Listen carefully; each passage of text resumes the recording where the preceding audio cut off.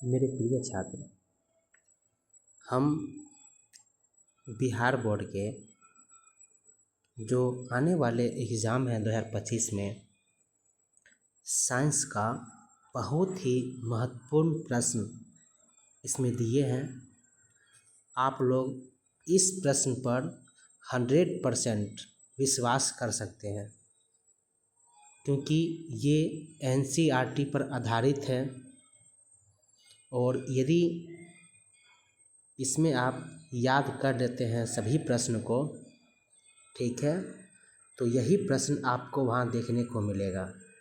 आप इस प्रश्न का नोट्स बना करके याद कर लीजिए।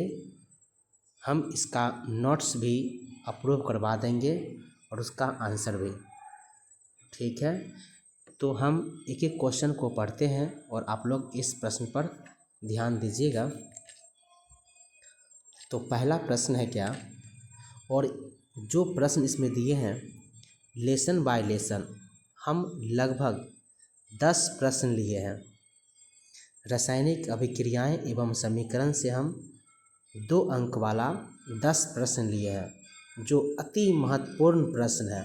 और आप लोग इस प्रश्न को बार बार पढ़िएगा और समझ के पढ़िएगा।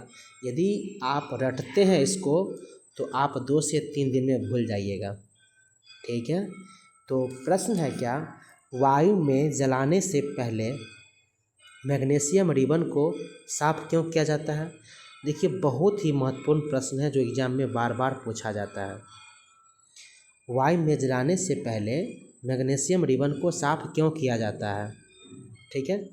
दूसरा प्रश्न है क्या, कि जब लोहे की कील को कॉपर सल्फेट के विलयन में डुबोया जाता है, ये यहाँ पर क्या होगा, डुबोया जाता है। यहाँ पर क्या लिखा जाएगा कि डुबोया जाता है। क्या लिखा जाएगा, ये डुबोया जाता है।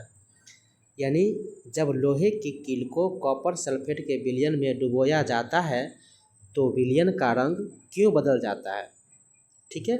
थोड़ा सा टाइप करने में गलत हो गया है। आप लोग इसका आंसर अपना भाषा में लिखिएगा।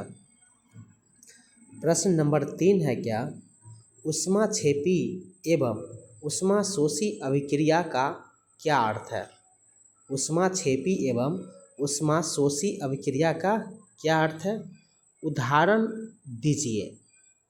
और एक बात, जब एग्ज़ाम में अंतर पूछा जाए, केमिस्ट्री में अंतर पूछा जाए तो उसका आप एक समीकरण जरूर दीजिएगा, क्योंकि समीकरण देने से आपको 2 अंक में पूरा 2 अंक मिल जाएगा।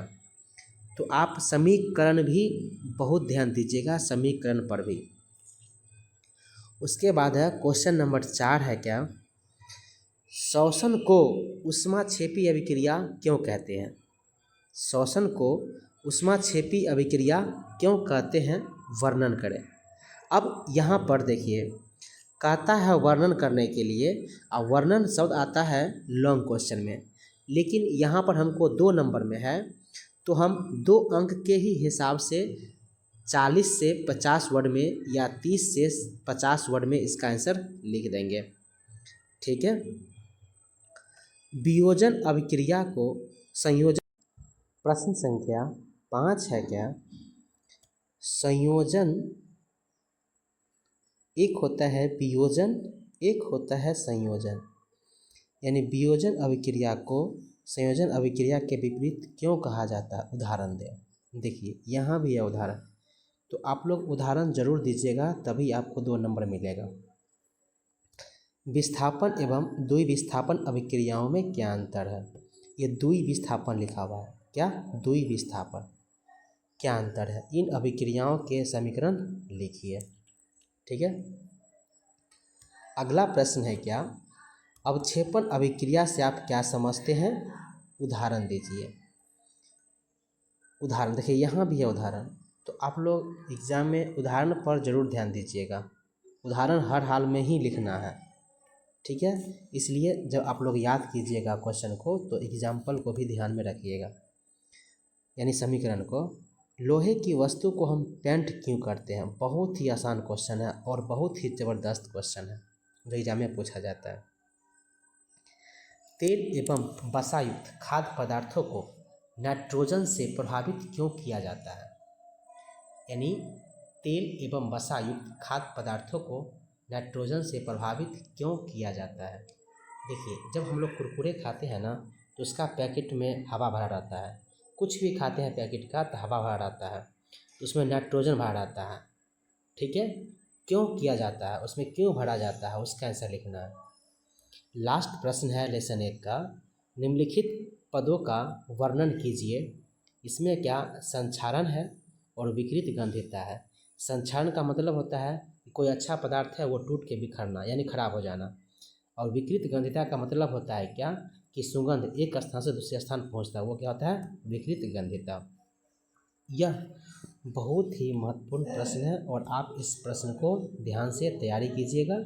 हम इसका आंसर लेकर के दूसरा वीडियो में आ रहे हैं, और हम जो आंसर बनाए हैं उस आंसर को हम अपनी भाषा में बताएंगे और जो किताबी भाषा है उसमें ही बताएंगे हम।